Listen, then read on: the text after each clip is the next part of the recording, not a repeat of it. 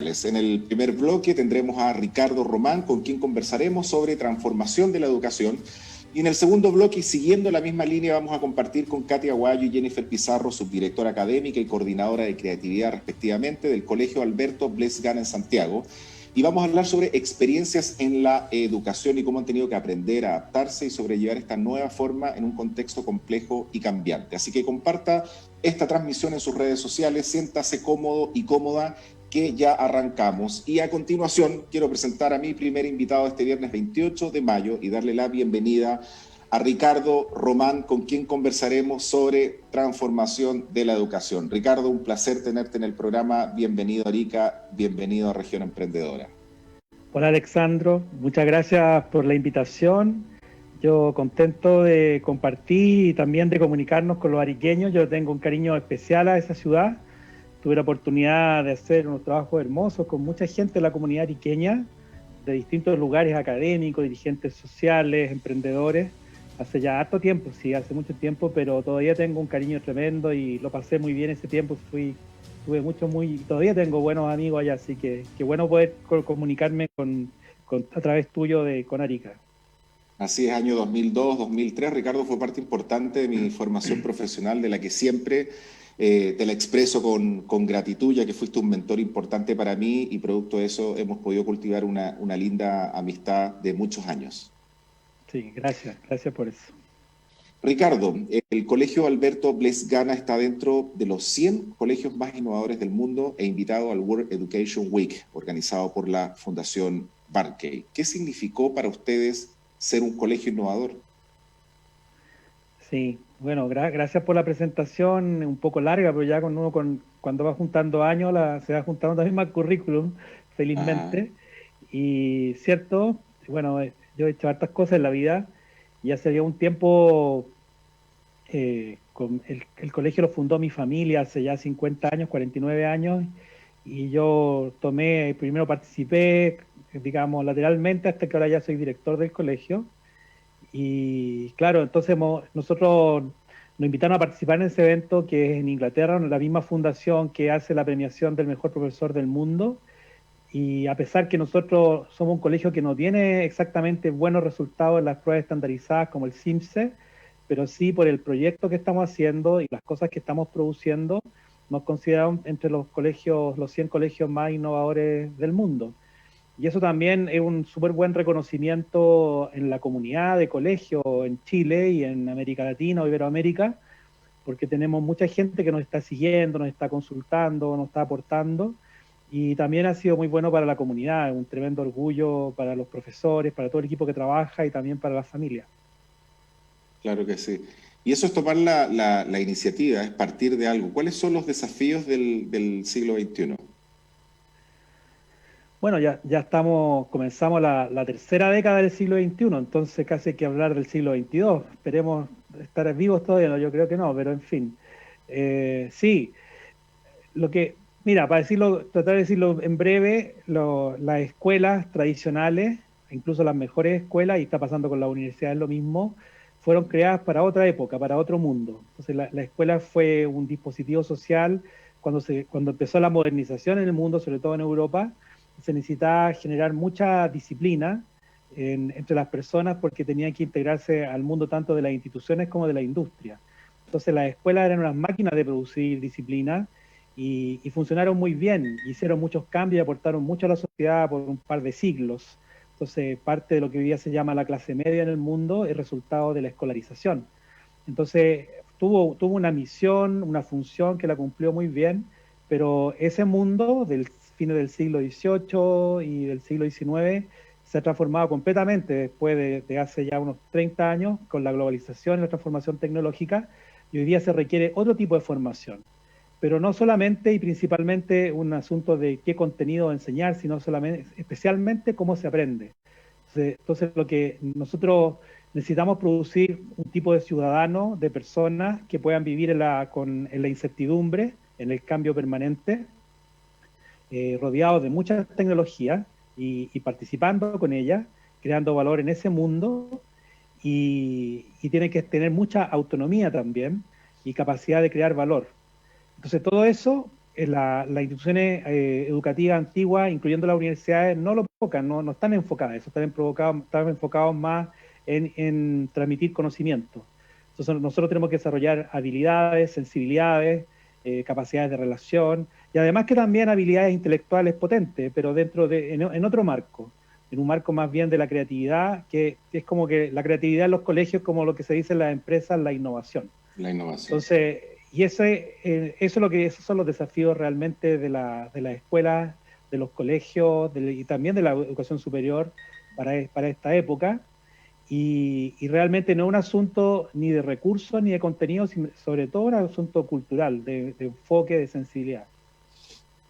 Así es. ¿Cuáles son los paradigmas que se deben modificar y que ustedes como colegio han trabajado muy bien para romper un poco el esquema de la forma en cómo se tienen que hacer las cosas para obtener resultados distintos? Claro.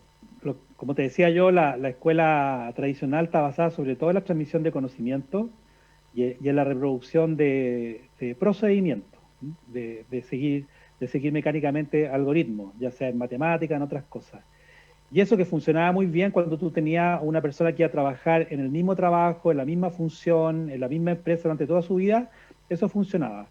Pero hoy día las personas de hecho ya es sabido, está estudiado que en los próximos años van a desaparecer la mitad de las carreras que hoy día existen, las profesiones, van a aparecer carreras nuevas, pero además está el fenómeno ya de hace unos 30 años que las carreras están evolucionando, una persona va a tener hasta 5 profesiones en su vida. Entonces, hoy día necesitamos aprender especialmente, estar aprendiendo permanentemente. Ya no se estudia una vez en la vida, se estudia siempre. Y también estar abierto a cambiar, a transformar las habilidades, los espacios donde trabajamos. Entonces, ese tipo de aprendizaje no es un aprendizaje que se puede hacer teóricamente, hay que hacerlo experiencialmente, como en un laboratorio. Entonces, los colegios tienen que pasar de ser unas máquinas de transmisión de conocimiento a ser unos espacios, unos laboratorios de desarrollo de habilidades y sensibilidades. Entonces cambia todo. El profesor deja de ser la persona que más sabe y tiene que ser más bien un motivador de los aprendizajes, un motivador de las prácticas, un motivador de la colaboración, porque tiene que enseñar con el ejemplo la manera como hay que vivir en el futuro. Y aparte que tiene que tener la capacidad también de seducir a sus estudiantes y lograr conectarlos, sino al final tiene que ver mucho también con el interés, y más aún en esta pandemia, cómo logramos ese interés cuando los chicos han tenido que sentarse frente a una computadora para pasar clases y en muchos casos han duplicado las tareas pensando que era la mejor forma de seguir educando. Exactamente, o sea, o sea, el peor error que han tenido los colegios en general es cuando se niegan a estos cambios y quieren insistir en la misma estrategia que ha durado durante 200 años. Es un fracaso completo. De hecho, a veces parece que fuera un éxito porque consiguen buenos puntajes en CIMSE, pero realmente eso no son los aprendizajes relevantes de este tiempo. Otro error es cuando incluyen las tecnologías, pero las siguen usando en el fondo, es cuando dicen uso tecnología, pero en el fondo uso el PowerPoint igual que la pizarra. Sigue transmitiendo conocimiento. Entonces, lo que hay que cambiar es que se tiene que poner en el centro del aprendizaje a los estudiantes. El profesor deja de ser el protagonista, deja de ser el que más sabe, el que más manda, y se transforma más bien en un motivador, un orientador, un seductor, como tú dices, de los estudiantes. Y además que estamos en un mundo en que está en crisis la autoridad, y los profesores, cuando en nuestra infancia uno le tenía hasta temor al profesor, hoy día los profesores por la autoridad, por el autoritarismo y el temor ya no funcionan. Entonces están obligados a tener una relación mucho más de seducción, más horizontal, y enseñar de ese modo, pero a pesar de que igual hay que enseñar mucha responsabilidad a los niños y a los jóvenes, pero tiene que ser desde otro modo. Entonces, en el centro está en que si el aprendizaje es práctico, es experiencial, los estudiantes tienen que ser el centro del aprendizaje, los protagonistas, y aprender ellos desde sí mismos, desde su práctica, desde su experimentación, desde su exploración. Ahora, y eso es difícil porque hay que motivar a los que lo quieran hacer. De hecho los mejores alumnos en el esquema antiguo no les gusta esto, ellos prefieren que les pasen materia, le hagan una prueba de memoria y les va muy bien. Pero hoy día la enseñanza que es relevante funciona de otro modo. Claro, exacto.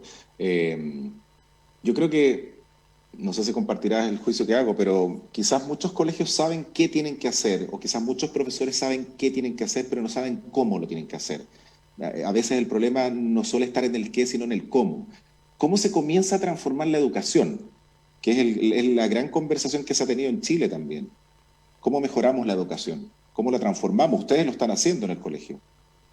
O sea, un poco haciendo paráfrasis de esta antigua frase de McLuhan que decía el medio del mensaje, hoy día el cómo, el qué, para decirte, es casi un juego de palabras, porque Mm, el, el, el qué mucho tenía que ver con los contenidos. De hecho, todavía dice que contenido, por ejemplo, hoy día está preocupado la autoridad, el ministerio, de que vamos atrasados en el currículum de los contenidos que se han impartido. Pero claro. realmente la gran tragedia son las habilidades que nos han desarrollado, incluyendo sobre todo las habilidades sociales y emocionales que se desarrollan en la práctica, en interacción con otros. Entonces, la gran tragedia que vamos a tener con estas generaciones que han pasado 1 año y medio, incluso 2 años encerrados en sus casas, sin contacto con sus amigos, que se aprende mucho. O sea, la escuela no es solamente un lugar donde va uno a buscar información, es un espacio donde uno aprende socialmente, emocionalmente con otros. Y eso es una cosa bien grande que va a pasar. Entonces, claro, yo no estoy muy de acuerdo con tu opinión en el sentido de que yo creo que faltan las dos cosas. Nosotros hemos hecho esta doble apuesta. Por un lado, nosotros decimos que los estudiantes tienen que aprender más habilidades que las que se enseñaban antes, por ejemplo, las habilidades de emprendimiento, de innovación, de relaciones sociales, de adopción de tecnología, eh, de creatividad. Eso es como las nuevas habilidades que hay que incluir a las habilidades anteriores intelectuales. Pero sobre todo hay que cambiar el modo en cómo se aprende, que tiene que ser un modo súper práctico, ojalá lúdico, entretenido y usando masivamente las tecnologías. Entonces, las tecnologías no son un fin en sí mismo, son un medio para aprender. Entonces, ahora, ¿por qué son importantes las tecnologías? En nuestro caso que trabajamos con robótica, con impresión 3D, tenemos un Fab Lab, porque uno está mucho más sintonizada con los niños y los jóvenes, en la manera como ellos viven la vida, con tecnologías. Entonces, hoy día ponerle a una persona adulta a hablarle 1 hora y media es una cosa completamente una pérdida de tiempo. Ellos están acostumbrados a escuchar unos podcasts en YouTube o en TikTok de minutos breves y muy dinámicos. Entonces nosotros no nos podemos desconocer eso y tratar de obligarlo a que nos pongan atención 1 hora y media. No lo van a hacer, no pueden, ya neurológicamente no pueden. Entonces tenemos que hacer lo que ellos actúen, que ellos se entretengan, que ellos se desafíen. Entonces cambia completamente, el cómo aprender cambia completamente. Sí. ¿Cuáles crees tú que son las habilidades claves para enfrentar la educación del futuro? Las habilidades claves que necesitan desarrollar los estudiantes. Ujú. Por una parte los estudiantes, pero también los profesores, porque al final Ah, tiene que ver con sí, cómo ellos co-crean en ese espacio. exactamente, porque hoy día más que nunca los profesores educan con el ejemplo. Entonces, en la antigua educación, también uno aprendía el ejemplo porque el profesor era una persona disciplinada, muy ordenada, respetuosa, erudita muchas veces, y era un tipo de persona que era la que funcionaba en la sociedad industrial original. Hoy día necesitamos producir un ciudadano que es mucho más dinámico, mucho más flexible, mucho más abierto a explorar, a cambiar, a probar, a tomar desafíos, a tomar riesgos, a colaborar con otro, porque si todo esto que digo yo de la flexibilidad, la incertidumbre y el riesgo lo hace solo, se muere, se muere de ansiedad. Entonces es muy importante construir comunidades, construir colaboración, construir comunidades en el barrio, en la ciudad, en la misma empresa, con otras empresas, entre emprendedores. Entonces es muy importante aprender a colaborar, aprender a crear redes de colaboración. Y también es muy importante que adoptar las tecnologías, porque muchas cosas o casi todo va a pasar por las tecnologías. O sea, todo, la medicina, hasta la artesanía, el arte también. Y sobre todo comunicarse. Estar en el mundo pasa por tecnología hoy día. Entonces, todo eso son cosas que los profesores, más que predicársela a los estudiantes, tienen que mostrarla con el ejemplo, hacerla ellos. O sea, diseñar sus clases de esa manera, usando tecnología, creando juegos, haciendo proyectos, que los estudiantes tengan que colaborar con otros, tengan que aliarse con otros, probar, ensayar, fracasar, persistir. Entonces, el espacio del aula, el espacio educativo, tiene que tener este espíritu más bien muy flexible, pero al mismo tiempo muy colaborativo. Sí. Eh, Perdóname, hay, entonces los profesores todavía, porque el colegio el cual dirijo, somos centro de práctica de un par de universidades, entre otras la Católica, universidades prestigiosas de educación, pero Ujú. hasta el día de hoy a los profesores se les está formando como para colegios que ya no existen. o para un mundo que ya no existe. O sea, los siguen centrando en la transmisión de conocimiento. Entonces, con muy poca tecnología, con nada de educación emocional, entonces los profesores al final están súper desafiados a reinventarse, a reformularse cuando muy chicos, cuando recién comienzan sus carreras. O si no muchos de ellos, de hecho, está medido en Chile y en el mundo que como a los 5 años la mitad de los profesores han cambiado de carrera porque no les funciona, no es demasiado para ellos, las habilidades, les faltan muchas habilidades para poder lidiar hoy día con niños, con adolescentes que están mucho más libres, más flexibles ellos mismos.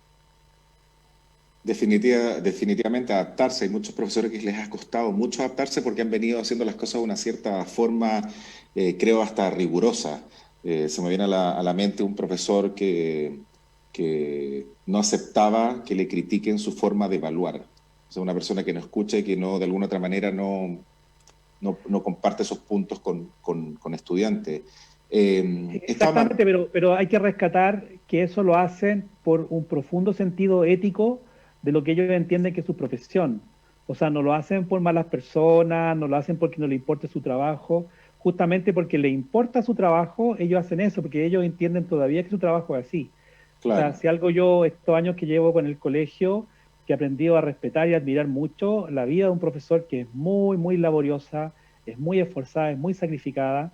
O sea, hoy día yo a cualquier persona la desafío a estar media hora, una hora y media con 40 niños en una sala, a ver cómo lo hacen. Es muy difícil, es muy complicado tener cientos de pruebas que revisar, etcétera, prepararse, estar estudiando, actualizarse, y con sueldos que no son los mejores comparados con otras profesiones. Entonces, ser profesor es una cosa que para mí es completamente respetable, admirable, y ojalá que la sociedad entienda el rol que deben tener los profesores en el país. Exacto, exacto. Esta pandemia ha desnudado también ciertas cosas y una de ellas es la parte emocional, que muchos colegios no se hacen cargo porque por ahí no les compete, ¿sí? Hay como que dicen, hay cosas que hacemos nosotros, otras cosas que las tienen que hacer los padres en casa. Claro. ¿Por qué es tan importante fortalecer la parte emocional en las personas, en los jóvenes, en los niños?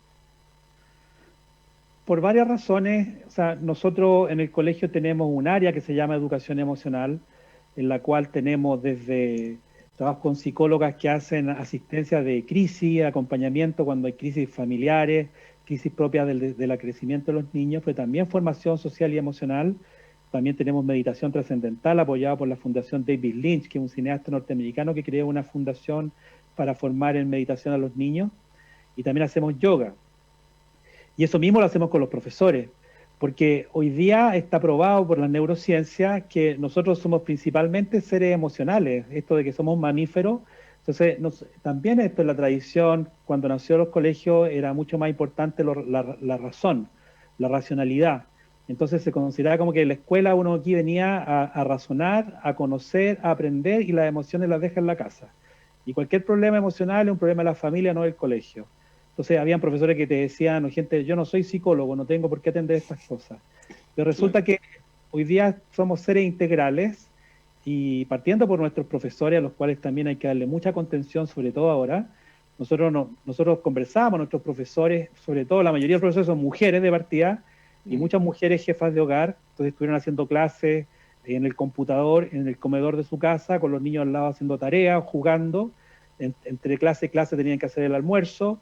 Entonces no terminaba nunca. Entonces fue un desgaste tremendo para los profesores, que eso hay que mostrarlo con todo su drama, porque es bien admirable lo que lograron poder seguir funcionando a pesar de la pandemia. Es distinto de tener un trabajo administrativo de otro tipo que uno está solo con su computador. Ellos estaban normalmente interactuando con 30 o más niños que no prenden las cámaras, que llegan tarde, etcétera, y además con sus propias situaciones familiares. Entonces, claro, lo emocional, uno si se conecta con la dimensión emocional de los seres humanos, te das cuenta que, claro, hay que primero que nada, un espacio escolar es un espacio de contención, un espacio de cuidado de los otros, y al mismo tiempo un espacio de desarrollo de emociones, desarrollo de capacidad emocional, de persistencia, de tolerancia al fracaso, de capacidad de empatía con los otros. Ahora, eso que en el colegio es importante, va a ser importante en la vida, para todos, ¿ya? Porque el mundo viene tan complejo, tan acelerado, ya no están anunciando más pandemia en el futuro, o sea, no terminamos esta, dicen que hay 1500 versiones del coronavirus. Entonces, lo más probable es que tengamos otras situaciones difíciles o económicas o políticas. Entonces, los seres humanos van a tener que aprender a vivir en la incertidumbre y especialmente poder aprender desde la empatía y la colaboración ayuda mucho a poder sobrevivir la incertidumbre.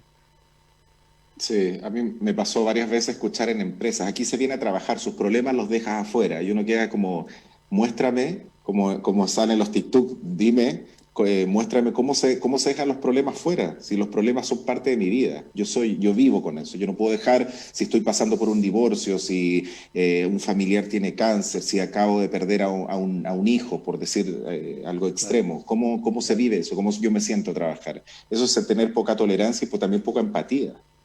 Exactamente, exactamente. Y al mismo tiempo que tenemos que seguir funcionando, que tenemos que seguir produciendo, que el mundo va a estar cada vez más competitivo, entonces tenemos que buscar ahí los equilibrios, cómo hacer eso, ¿te fijas? Porque también el mundo tiene que seguir funcionando y tenemos que tener cierta actitud también madura, que por eso yo volviendo a los profesores lo han tenido este año, que han tenido, a veces tenían familiares internados, ellos seguían trabajando. Entonces, lo que uno tiene que hacer, si es un líder, en este caso a mí me toca liderar un colegio, pero si uno lidera una empresa, una organización, es hacerse cargo de eso y cuidar mucho, y reconocer mucho y valorar mucho. Yo creo que además que algo que de corazón, ético, pero también es si alguien está preocupado de la productividad, quizás las mejores inversiones es en invertir en cariño, en cuidado a las personas. Exacto. Es como cuando cambian hace tiempo se lo hice ver a un gerente de recursos humanos que sacaba una publicación para buscar un cargo y que sepa trabajar bajo presión. Esa era Claro, como una de las. Yo digo que claro. interesante sería que las empresas promuevan que las personas tengan ese espíritu y esas ganas de trabajar bajo pasión. Y yo me pregunto si la pasión no es aquello que nos mueve y nos moviliza como la gasolina mueve a un vehículo.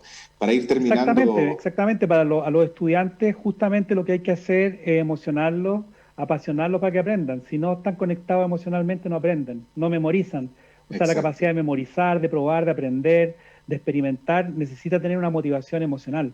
Entonces, los profesores tienen que transformarse en maestros de la gestión de las emociones y eso tenemos que formarlo. Nosotros lo formamos internamente en el colegio porque la universidad todavía no lo hace. Exacto. Para ir terminando, Ricardo, ¿qué deben aprender los jóvenes para ser y estar en este mundo global incierto y cambiante?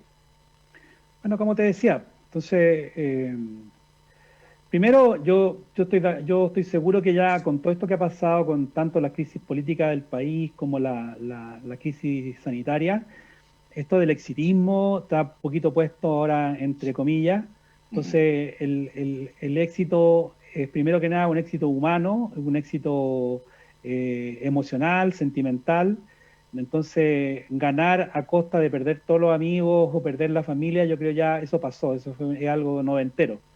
Entonces, lo que se necesita es hoy día poner foco en tener pasiones propias y seguirla, digamos, a pesar de todo y persistir en ella y siempre pensar que la va a hacer con otro, colaborando con otro y estar siempre concentrado en servir a otros. Si uno mira los países, incluso las empresas que le va bien, normalmente tienen este tipo de cultura, no son unas selvas, son unas comunidades emocionales, de afecto. Entonces, en eso hay que concentrar mucho a los estudiantes, enseñarles, y lo otro, responsabilidad. Esa responsabilidad de que, mira, tú puedes tener todos los dramas del mundo, pero finalmente eres responsable de tus errores, de tus aciertos, y si uno no se hace cargo de eso, al final se transforma en una persona victimista, le anda siempre echando la culpa al empedrado, a otros, y no aprendes. Entonces, la manera de aprender, es partir por reconocer los propios errores, y saber que uno tiene errores en la vida, reconocerlo y resolverlo, no pasa nada. Entonces, quizá en el centro de los aprendizajes de los jóvenes y de los niños está el aprendizaje emocional, la persistencia, la responsabilidad, la empatía, el aprendizaje práctico de saber hacer proyectos, hacer equipo, cumplir con los tiempos, el aprendizaje tecnológico, y están las tecnologías. Nosotros tenemos un Fab Lab, que es un laboratorio de fabricación digital que lo inventaron en MIT y estamos enredados con ellos, mucho, mucho. Aprender a hacer redes. Nosotros las cosas que hemos hecho en el colegio, todas las hemos hecho con redes, ninguna se nos ocurre a nosotros solo de la nada, todas con redes de las mejores universidades, instituciones y buenos amigos que tenemos, como Scratch al Sur, Lab4U, son los buenos colaboradores que tenemos. Y también saber que el mundo va a seguir cambiando. Entonces estar abierto a eso. La manera de no perderse es construir afecto, construir vínculos. Eso es lo que más te garantiza poder no perderte en este mundo incierto, cambiante, que les va a tocar vivir lo más posible, más acelerado que ahora. Así es. Ricardo, agradecerte por el tiempo y por compartir este espacio con nosotros. Mucho éxito y espero que nos volvamos a encontrar en un nuevo espacio. Lo que quiera, me encanta mucho. Gracias por la invitación, una buena excusa para conectarme con Arica, que es una ciudad que le tengo mucho cariño. Tengo muchos amigos, así que espero que algunos amigos no hayan escuchado. Tú también tienes muchos amigos ahí. Así que bueno, eso, pues, muchas gracias y nos estamos viendo. Gracias a ti por acompañarme en este espacio. Vamos a un breve corte y ya regresamos con el segundo bloque. Bueno, ya estamos de regreso en Región Emprendedora y a continuación en nuestro segundo bloque quiero presentarles a Katy Aguayo, subdirectora académica, y Jennifer Pizarro, coordinadora de creatividad del Colegio Alberto Bles Gana en Santiago, el colegio que lidera Ricardo Román, con quien conversábamos en el bloque anterior. Y vamos a conversar acerca de las experiencias que han tenido en la educación tanto Katy como Jennifer en este año complejo. Katy y Jennifer, bienvenidas a Arica, bienvenidas a Región Emprendedora. Hola, muy buenos días a todos. Hola, muchas gracias por la invitación. Felices de estar compartiendo nuestras experiencias. Así es. Bueno, parto con la primera pregunta. Y me la pueden responder juntas, digamos. ¿Cómo vivieron cada una de ustedes el comienzo de la pandemia? Fue algo loco. Yo estaba en pleno programa de televisión acá en Bolivia, en un programa que se llama Nada Te Detiene, que es una franquicia chilena que trajeron acá a Bolivia, y a nosotros nos agarró en plena pandemia y tuvimos que hacer todo un proceso de adaptarse, de estar en un set con mucha gente a tener que grabar el programa desde casa. ¿Cómo lo vivieron ustedes? Mira, en realidad, en primera instancia yo recuerdo precisamente ese momento, el que cuando declaran ya pandemia así declarado total, y nosotros como equipo nos reunimos en una sala. ¿Qué hacemos con nuestros 1.500 estudiantes entendiendo el contexto? O sea, ¿qué opciones tenemos? Y ahí fue como una conversación de un par de horas, todos con mascarilla, ya eran nuevos, o sea, todos colocándonos mascarilla. Y fue la conversación de cómo lo realizamos, qué tecnologías son más cercanas para ellos. Y luego llegamos a la conclusión y pudimos levantar un colegio en menos de 2 semanas. O sea, fue una experiencia maravillosa. Los papás se adaptaron muy rápido, los profesores asumieron el desafío. Yo creo que eso fue fantástico, pero fue en base a una conversación así como, ¿cómo lo resolvemos? O sea, pandemia mundial, tenemos poca conectividad, busquemos algo cercano para los estudiantes. Ahora, en cuanto a lo que cuenta Jenny, es muy importante, yo ahí destacaría en que nosotros como escuela, una vez que se declaró la pandemia, nosotros a las 3 semanas ya estábamos con clases online. Entonces, eso es bastante destacable porque si miramos los colegios de nuestro entorno, incluso colegios con muchos recursos, nosotros somos un colegio en la comuna de San Ramón, ¿verdad?, con casi un 90% de vulnerabilidad. Y en comparación con colegios particulares, incluso nosotros iniciamos a las 3 semanas y los otros colegios iniciaron meses después. Y la verdad que esto yo lo atribuyo, bueno, principalmente a Ricardo, ¿cierto?, con este enfoque, ¿cierto?, desde el uso de las tecnologías para el desarrollo de habilidades, desde abrir estos mundos a la escuela, a nuestros profesores, desde usar las tecnologías como medio para el aprendizaje. Entonces pasó que, si bien tanto para nosotros y nuestros profesores fue un proceso difícil, complejo, por todo lo que esto conlleva, fue también un proceso muy, muy rápido de adaptación. Y hasta nuestros profesores nos comentaban lo sorprendidos que estaban los aprendizajes que en tan poco tiempo habían logrado, y no solo en el ámbito de competencias técnicas, del uso de las tecnologías, que ya lo veníamos trabajando ya y ya veníamos incorporándolo hace un par de años, sino también esta capacidad de adaptación a este cambio rotundo, extremo, porque en general somos un colegio abierto y flexible a los cambios. Sí, sí, y de alguna otra manera son un colegio que ha roto esta forma de hacer educación, esta forma de vincular, de generar, de construir esta relación profesor-alumno. Pero, ¿cuáles fueron los obstáculos a los que ustedes se vieron expuestas cuando comenzó esta pandemia?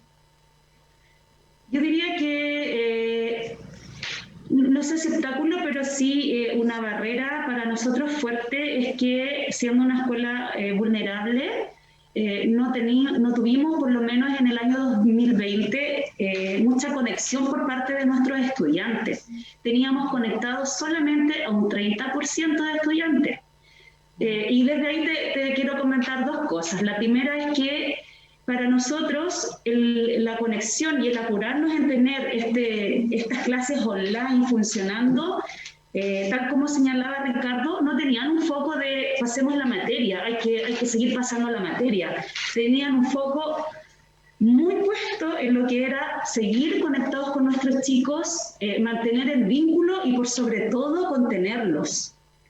Entonces, desde ahí surge nuestra preocupación de estos chicos que teníamos tan poquitos conectados, pero al mismo tiempo que armamos este plan online, también tuvimos que armar este otro plan de trabajo con estos chicos que no tenían acceso, que no se podían conectar, y desde ahí armamos un plan con todo nuestro equipo de asistentes de la educación que estaban aquí de punto fijo, ya todo el equipo académico y profesores trabajando a distancia, pero el equipo de asistentes, inspectores, auxiliares, psicopedagogos, el equipo de educación emocional de punto fijo aquí en el colegio, recibiendo estudiantes, entregando material físico, haciendo llamados, conteniendo emocionalmente incluso a las familias, a los papás, a los apoderados a través del teléfono o quien venía al colegio. Entonces, yo creo que desde ahí, yo creo que eso es lo que nos diferencia quizás de muchos otros colegios también.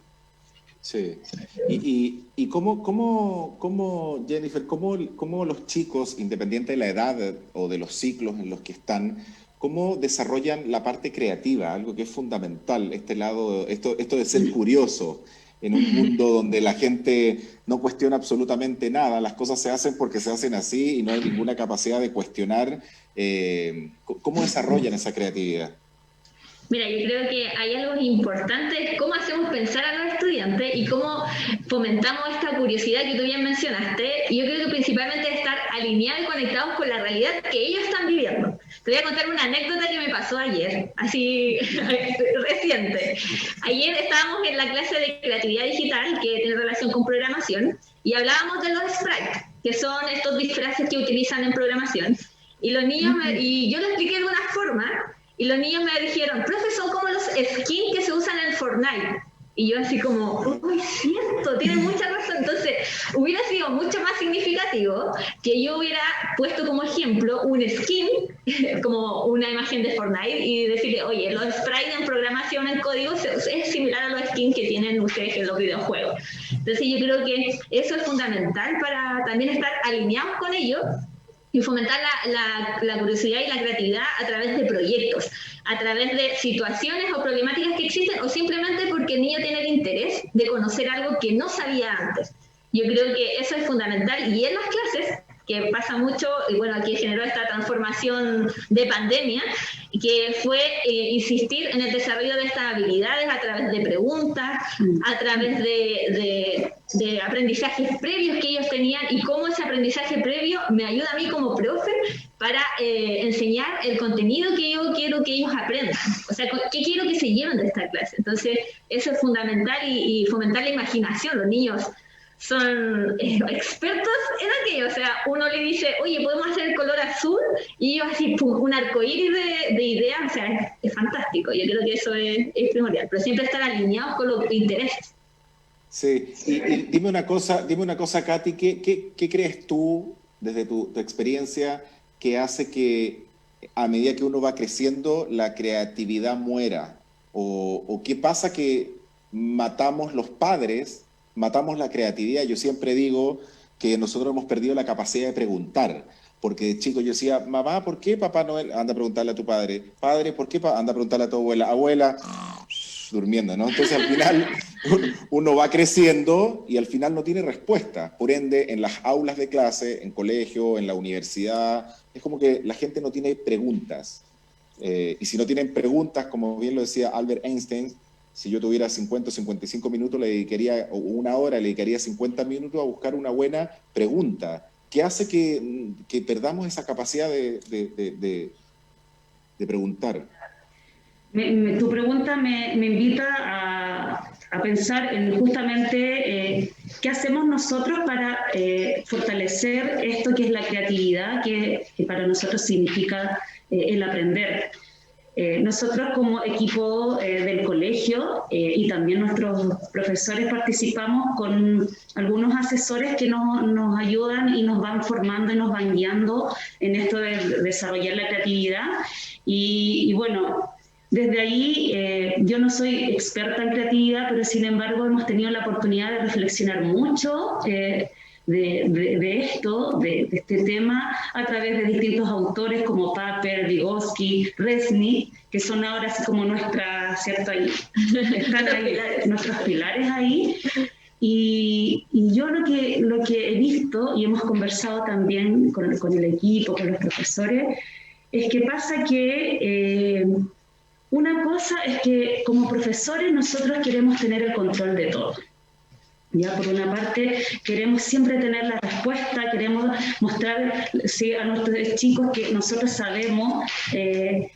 Y bueno, por una parte está eso, que es lo que decía Ricardo, ¿verdad? Que tenemos que romper con estos miedos y no como esta frase cliché de decir que somos un guía, que efectivamente somos ese guía.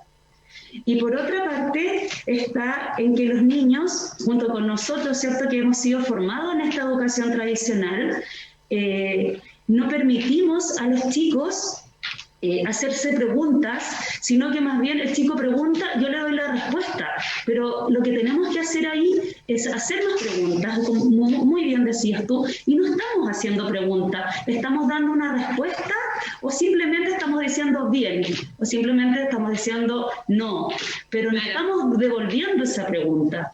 Entonces, es un poco lo que decía Jenny también, a través de esta creatividad, ¿cómo la desarrollamos? Es invitar a los estudiantes a hacer más preguntas y también como papás, es cuando el chico nos pregunta, y justamente Salvador el tema, nos decía, ¿por qué no puedo, no sé, mamá, papá, quiero cruzar con la bicicleta a la otra vereda, quiero ir para allá?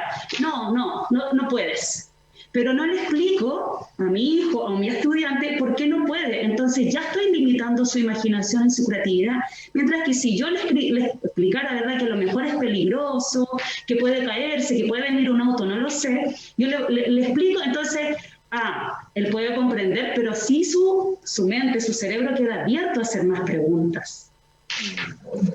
Sí, qué tremenda fortaleza emocional que deben tener los profesores en el colegio, porque me imagino que este 2020, inclusive 2021, se ha evidenciado aún más las falencias que existen en muchos hogares en Chile, y sobre todo en la comuna en la cual ustedes están. Falencia que cuando uno la escucha a un niño es como que da pena y de alguna otra manera uno se involucra con los niños de tal forma que también absorbe eso. ¿Cuál ha sido la experiencia que han tenido respecto al antes y el durante de esta pandemia con lo que viven los niños en sus casas?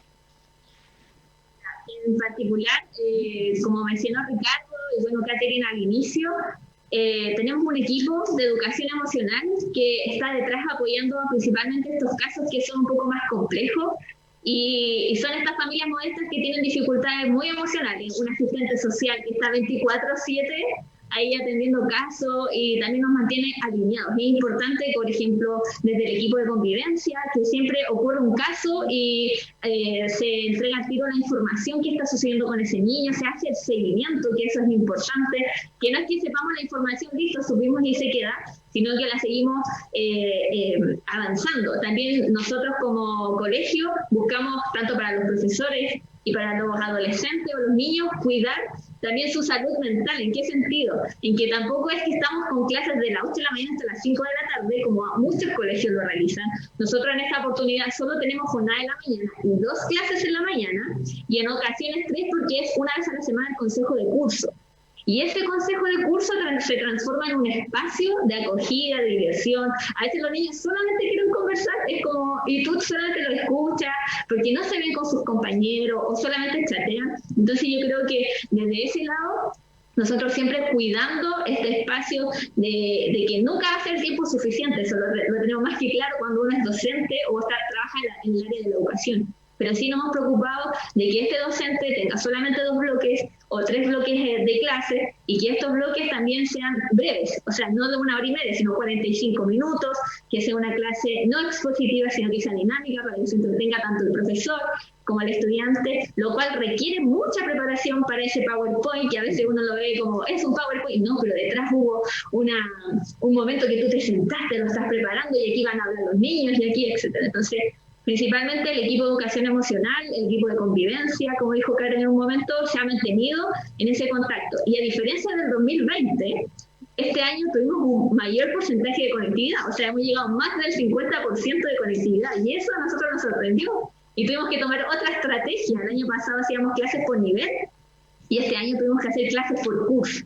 Entonces yo creo que sin duda, siempre preocupándonos, también regaloneando a nuestros profesores, enviándoles de repente unos desayunos sorpresa de vez en cuando.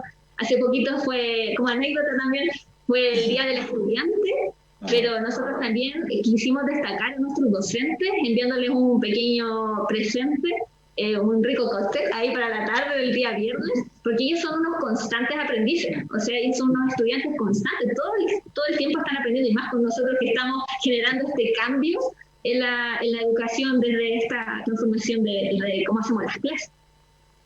Claro, si nos estuvieran escuchando profesores, que por ahí hay algún profesor y puede escribirnos en las redes sociales para poder comentarlo con ustedes, estar diciendo, pero ¿qué le pasa a ese colegio? ¿Ah? ¿Qué están haciendo?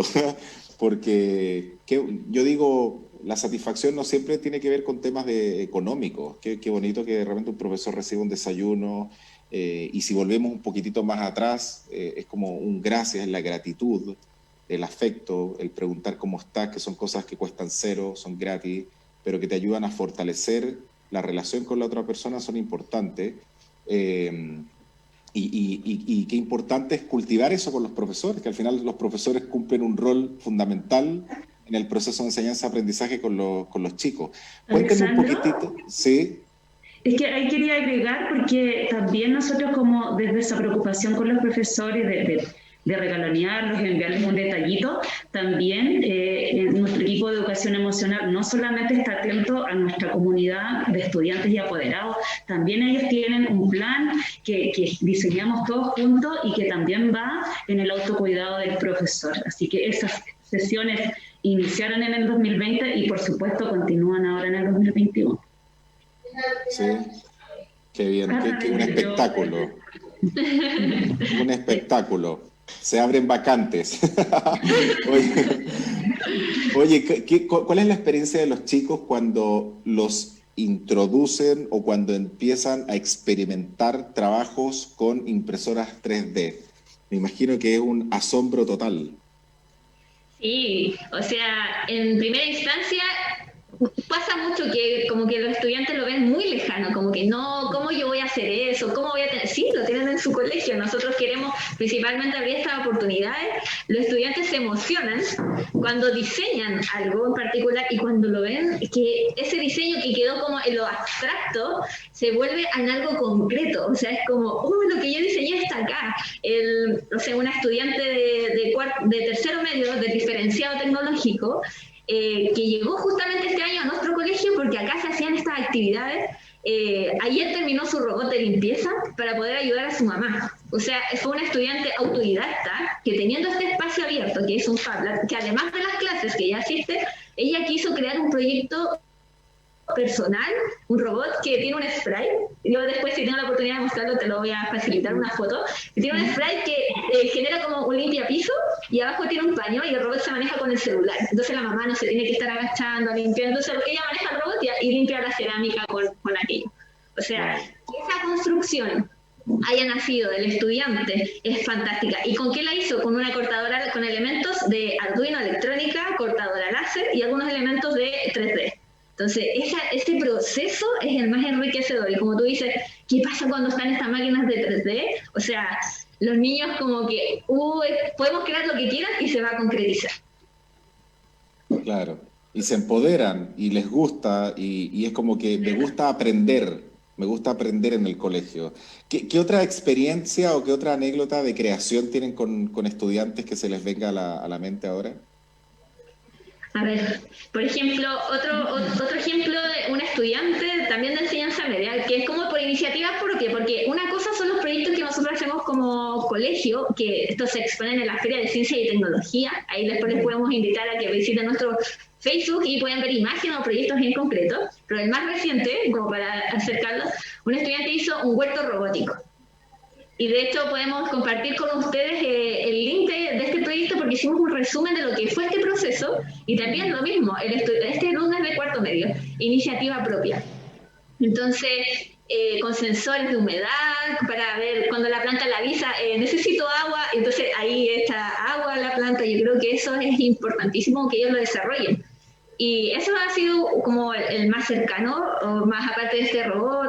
Hay otros que están en proceso. Un estudiante de tercero básico, que nos pasó el 2019 cuando estábamos en presencial, aprendiendo Arduino, o sea, a través de códigos.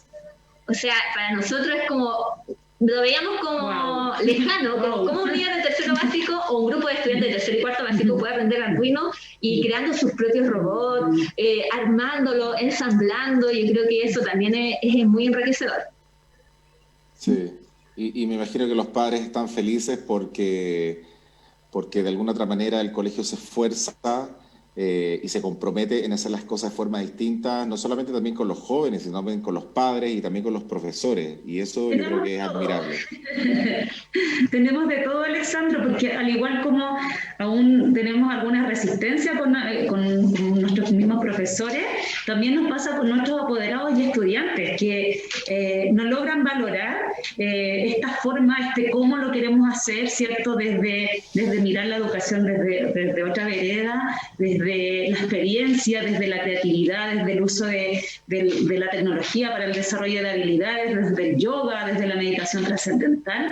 Entonces, algunos papás, incluso estudiantes, entonces cuando va el profesor y dice, ya vamos a trabajar un proyecto, porque también hemos estado mucho fortaleciendo lo que es el aprendizaje basado en proyectos. Entonces, el estudiante cuando tú lo sitúas y le propones, ya vamos a crear, vamos a experimentar, entonces, pero profesor, ¿por qué no pasa materia? O llega el apoderado y dice, ¿por qué no hay, por qué está el cuaderno vacío? ¿Qué pasa con la materia? Entonces, todavía estamos mucho en la educación tradicional y estamos en ese cambio que es un proceso bastante largo, diría yo.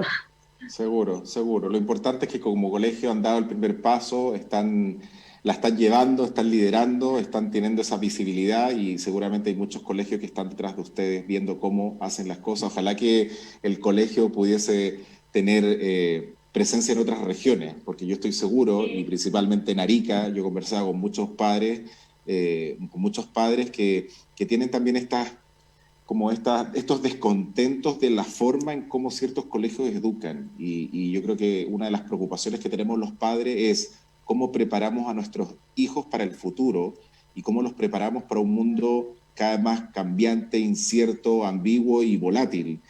Cómo los preparamos para que puedan sobrevivir. No sé si la mejor palabra es sobrevivir. Pero en el contexto en el cual estamos, ¿cómo los preparamos para que sean felices? Yo no quiero que mis hijos sean millonarios, yo quiero que mis hijos sean felices con la carrera que quieran estudiar, no con la carrera que yo quiera estudiar, que ese es otro problema. Los padres quieren que los hijos estudien, tú tienes que ser abogado porque yo soy abogado y tienes que seguir la herencia familiar. Claro, el chico estudia Derecho, le entrega el título al papá, pero al final es como que yo siempre termina manejando un taxi, y manejar un taxi no tiene nada de malo, pero... Oye, sí. Dale. Alexander, como para complementar lo que tú dijiste de cómo invitamos a otros colegios. Nosotros somos muchos de compartir experiencia, y justamente hoy día en la mañana, a las 9:30 de la mañana, estuvimos hablando con un colegio de la región de Aysén. Es un colegio que es de la Escuela del Blanco, y también para compartir esta experiencia, porque también quieren implementar este Fab Lab. Ellos son una escuela rural de 60 estudiantes. Entonces, imagínate las posibilidades que le podemos entregar a esa comunidad o a ese colegio, nosotros como Colegio Bresgana. O sea, y se puede generar una red muy linda, enriquecedora, que los niños de allá se conecten con nosotros. O sea, ya estamos en plan en ese proceso. Entonces, ese es un ejemplo de otros más que hemos realizado, que también fomentan esta comunidad educativa, que no solamente es el que pasaba anteriormente, que uno hacía algo y era mío y yo me lo guardo y no lo comparto. Nosotros al contrario, o sea, ojalá todos los niños del mundo pudieran tener la experiencia del Colegio Bresgana, y todos los profesores también tengan esa experiencia. Y por último, comentar también como un dato, la mayoría de los profesores de nuestro colegio tienen a sus hijos acá, en este colegio. Qué bueno. Yo tengo mi sobrino también. Entonces, Qué bueno. algo está sucediendo. Entonces, no sé si sea en todos los casos, pero es como también un dato que es importante. ¿Alcanzo a agregar, Alessandro, a lo Claro que sí? Claro que sí. Es que a partir de la reflexión que haces tú también y lo que cuenta Jenny de cuál es entonces, si como papás queremos que nuestros niños estén felices, queremos que también nuestros niños aprendan, por supuesto. No tenemos que dejar de lado tampoco, ¿cierto?, estas habilidades básicas que también mide el CIMSE de alguna manera. Sin embargo, no podemos estar trabajando y preparándonos en torno a eso. Para nosotros, el propósito y el rol de una escuela es esta educación integral. Y cuando digo integral, no es la palabra típica que dice una escuela. Para nosotros es fundamental el aprendizaje desde el ser individual, y eso tiene que ver con este ser emocional, desde considerar el contexto de este estudiante. Cuando el ministro, y también Ricardo lo mencionaba, ¿cierto?, está preocupado por la cobertura curricular, o sea, yo de verdad que duele, porque nosotros sabemos la realidad de nuestras familias, conversamos con nuestros apoderados, nuestros niños, nuestros profesores que un día tienen un mal día, porque justamente ayer conversábamos con un profesor, tenía un mal día porque tenía citado a 3 apoderados cuando le tocaba su turno presencial ayer, y 2 de esos apoderados solo le dijeron hola, y el resto fue llorar, porque habían perdido un familiar por COVID. Bueno, y a eso se suma toda la situación económica. Entonces, desde ahí, yo no puedo pretender estar focalizado en una cobertura curricular cuando primero me tengo que preocupar de qué están sintiendo y qué están viviendo nuestros niños y en qué condiciones van a aprender. Por lo tanto, yo creo que el rol de una escuela, y por lo tanto, como nosotros lo vivimos como escuela, desde todos nosotros, el equipo de gestión y nuestros profes, es abrir el mundo a nuestros estudiantes y permitir desarrollar estas habilidades también emocionales que le permitan enfrentar estos desafíos. Así es. Mira, si yo pudiera volver al pasado, lo haría solamente para estudiar en el Colegio Alberto Bresgana. Nada más. Katy y Jennifer, agradecerles por compartir este espacio en Región Emprendedora. Mucho éxito a la gran e importante labor que cumple cada uno de ustedes y todo el equipo en el día a día con los apoderados y con los estudiantes del colegio. Muchísimas gracias a ti por la invitación y la oportunidad. Siempre es una oportunidad poder compartir estos espacios. Sí, muchas gracias también a ti, Alexander, porque es importante entender y saber lo que está sucediendo en distintos colegios de nuestro país. Y que gracias. Mucha energía y ánimo a aquellos que están ahí siempre, a los profesores, a los papás que le ha tocado. Eso, fuerza a nuestros profesores y padres y apoderados de todo Chile. Así es. Yo les mando también un cordial y un afectuoso saludo a toda la comunidad del colegio, y también agradecer a todos quienes escucharon el programa de hoy por Radio Capísima 104.9 FM, y también a quienes nos vieron por las diversas plataformas en Facebook, Instagram, YouTube y Twitter. No se olviden que el programa va a tener un reprise el domingo en la mañana. Cuídense y cuidemos a los demás. Esta pandemia la superamos todos con compromiso y con voluntad. Quédense en nuestra sintonía y disfrute de la programación de Capísima Multimedial. Nos vemos el próximo viernes. Que tengan un buen fin de semana.